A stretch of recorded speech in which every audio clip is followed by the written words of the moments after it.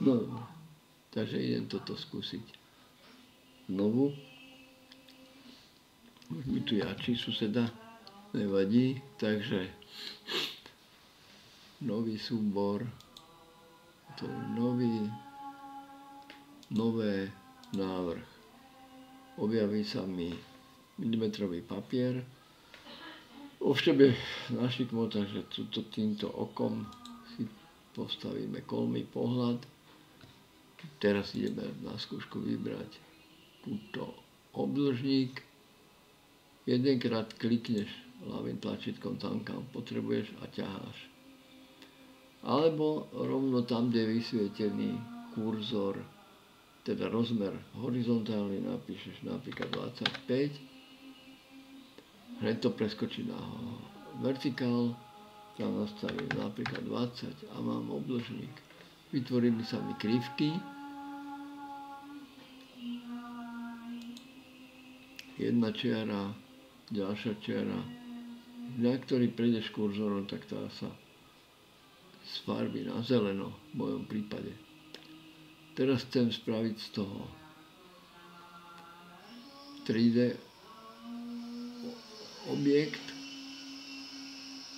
Môžem ísť rovno rýchlo tak, že dám vysunúť.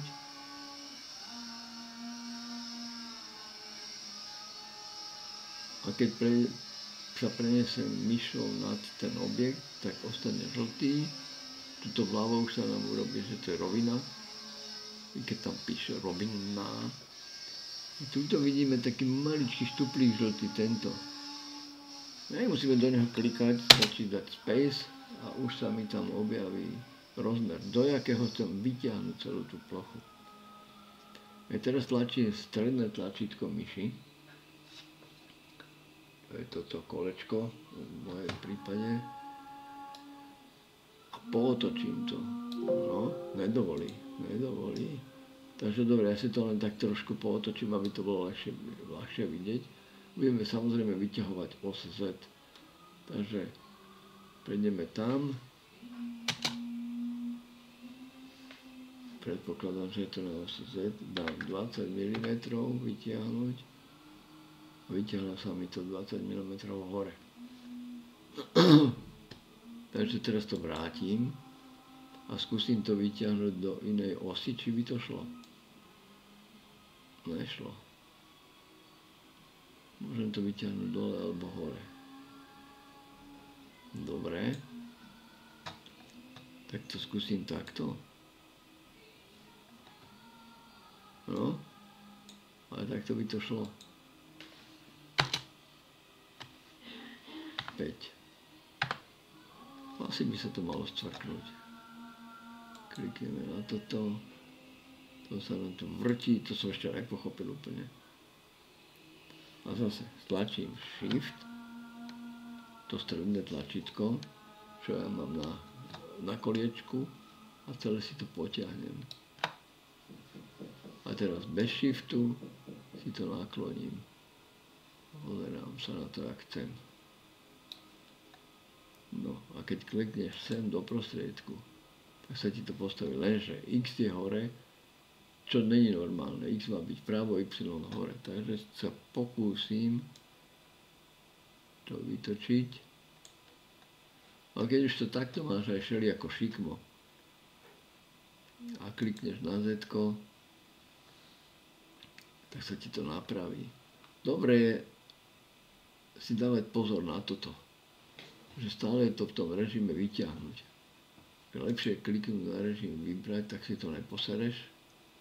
To sa nám premenilo už na plné a plná znamená, že to je plný režim 3D. Takže zase Shift tlačím, stredné tlačítko a potiahnem si to kam chcem. No a teraz sleduj ten trik. Vyberiem si celé toto plné, dám túto škrupina sa to volá, to je geniálne. Stlačím.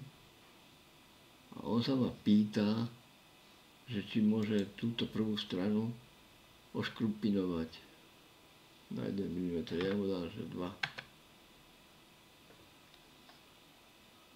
A odfajknúť. No. A čo sme urobili? Nič. Lebo je to hovadina, čo teraz vyučujem. Takže ideme naspäť, napravím si to.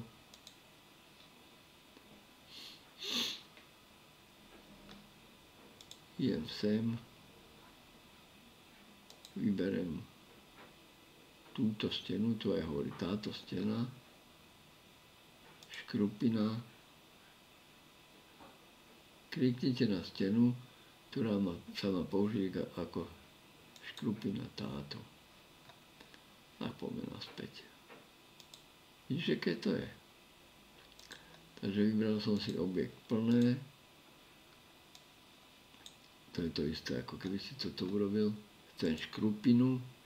A on mi hovorí, že klikni na stenu, ktorá sa má použiť. Klikám jak idiot a nič. Niekde je chyba. No ja.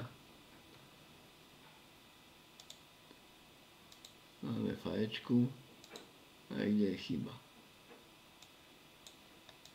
Tak to už som z toho prdeli. Keď je niekde takto chyba, lebo tam potrebuje niečo žlté, tak si tuto proste cez tento späť chod to vrátim až do prdele niekam. Kam sa mi chce, môžeš si tu vybrať aj kam to chceš vrátiť.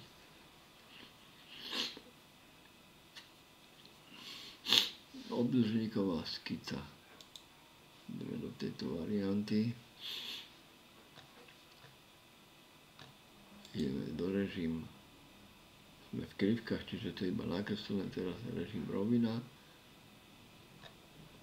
Už hovorí, že to chce vyťahnuť. Ideš sem, aby to bolo žlté. Dáš space, vyťahneme to na 20. Máme to vyťahnuté na 20. Idem naspäť.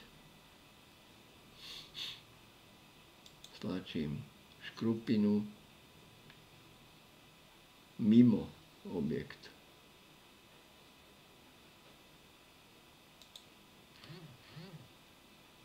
A je to vybrané. Prejdem radšej sem.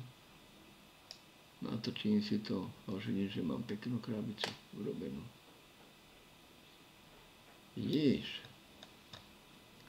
Franto. A ostatné příště. Jo, ukončím.